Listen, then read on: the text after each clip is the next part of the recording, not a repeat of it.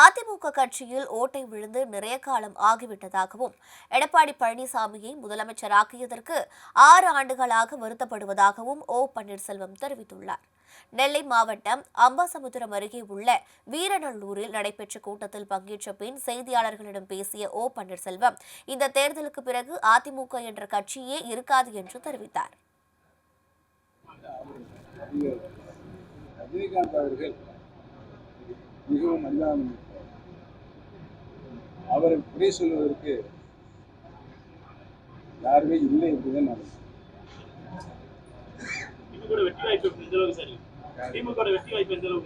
சொல்லிட்டேன். பிரகாசமாக இருக்கிறது உறுதியாக தளபதி அவர்கள் 2ஆம் முறையாக தமிழகத்தின் முதலமைச்சராக உறுதியாக வருவார். பல்வேறு இடங்களில் அதிமுக கோட்டையா இருக்கு, அதனுடைய பிரச்சாரம் உடைக்கப்படுமா?